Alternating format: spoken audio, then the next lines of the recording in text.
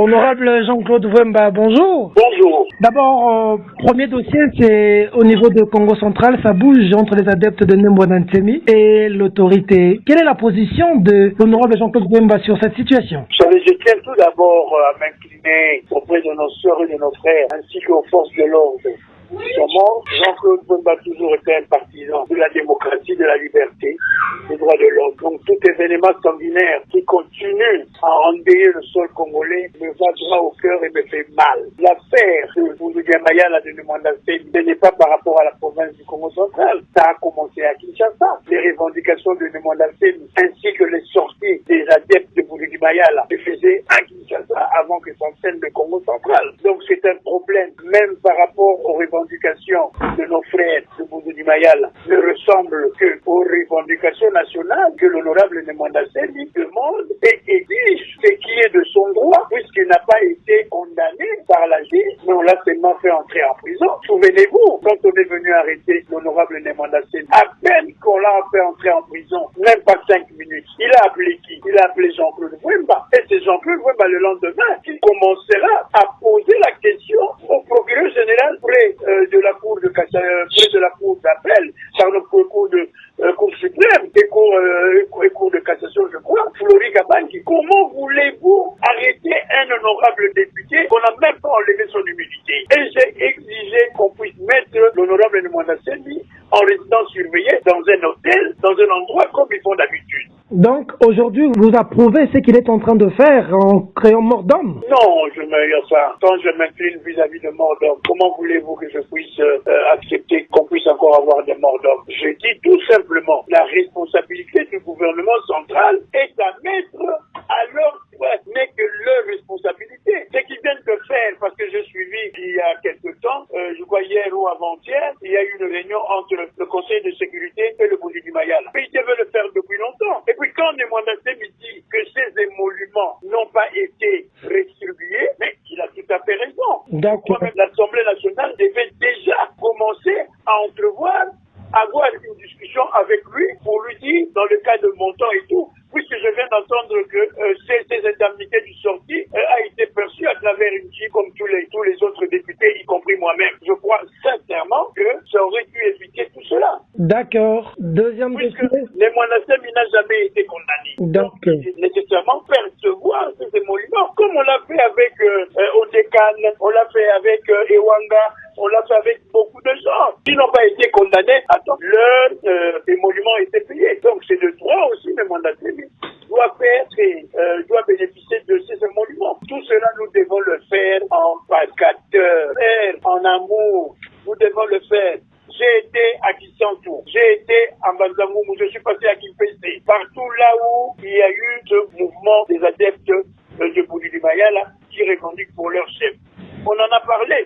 Je suis même allé jusqu'à la mort de Kisantou pour voir la jeune femme, la maman qui a été tuée. Il y a eu une maman blessée, un autre blessé, devant le vice-ministre de la sécurité et devant toutes les autorités politico-administratives à Kinshasa. J'ai parlé et j'ai demandé d'ailleurs, je tiens à remercier le général Niembo, demandé directement au commandant qui met le fusil de policier pour savoir qui est ce policier qui a pu tirer sur la maman qui est décédée. ok. Et puis d'ailleurs directement de le mettre à côté pour qu'on puisse l'envoyer à Mbazamungu, qu'on commence une instruction parce qu'ils ont l'ordre du président de la République et pas de balles dans une manifestation publique. Le président de la République que vous avez posé un lapin hier à Genève, que vous voulez tirer près de vous aujourd'hui. Hein?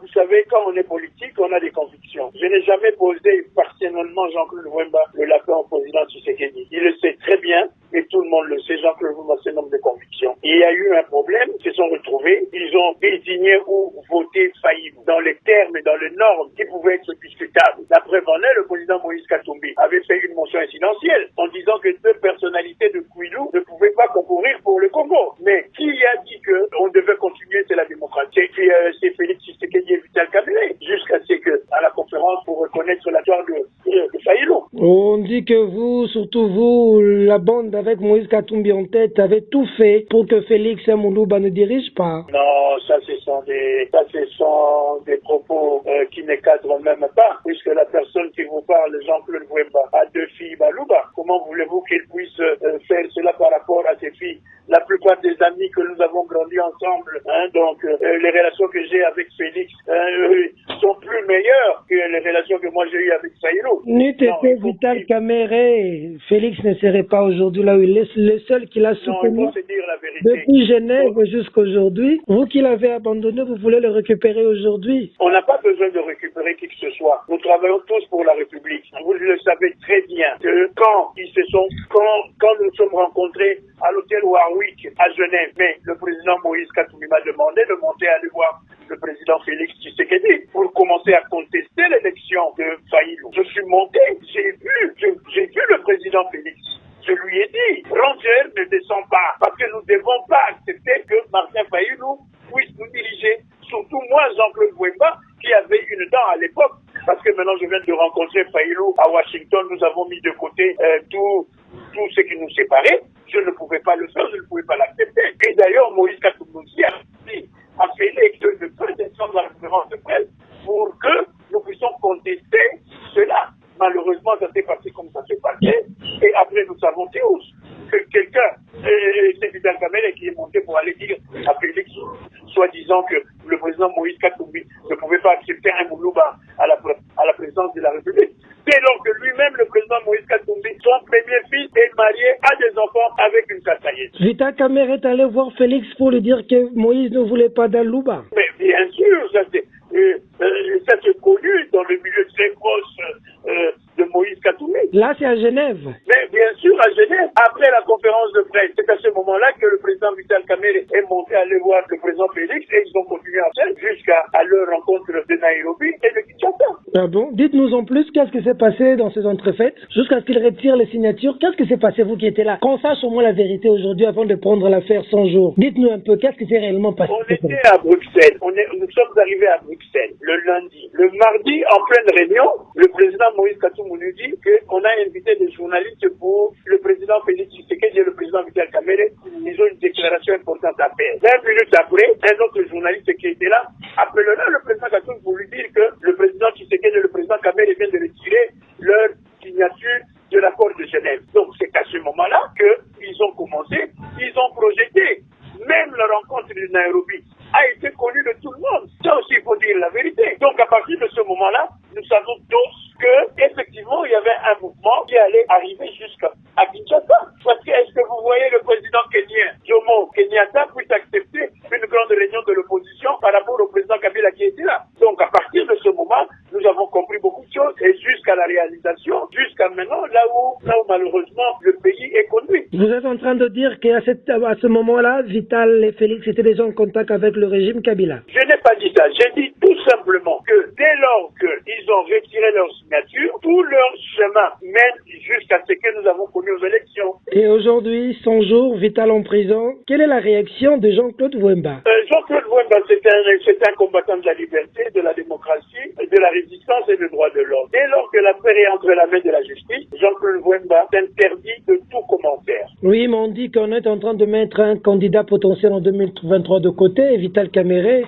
Je vous dis, attendons la suite par rapport à la justice. C'est cette même justice qui va faire, je crois, avec l'avènement de Félix Tshisekedi, de dire le droit. Parce que c'est que nous, de l'ensemble pour la nation, c'est que nous avons connu l'exclusion judiciaire manipulée par M. Kabila et ses amis pour que Moïse Katumbi ne soit pas candidat. Il ne faudrait pas que nous l'acceptons pour d'autres personnes, si la justice estime donner de dire le droit par rapport à qui que ce soit, nous allons respecter la justice. Parce que je crois comprendre que même au niveau de la magistrature, il y a un élan de la démocratisation, de la démocratie et de dire le loi et d'une certaine honnêteté recommence à redevenir quelque chose de palpable. D'accord. Jean-Claude Wemba est ensemble pour la République de Moïse Katumbi ou pas? Non, je ne suis pas au parti du président Moïse Katumbi, tout simplement. Vous vous êtes préparé. Jean-Claude Wemba, c'est un grand leader de ce pays. Le MPCR, c'est un parti qui a des députés tant nationaux que provinciaux. Ça aurait été difficile que tout le monde puisse y être. Mais Jean-Claude Wemba fait partie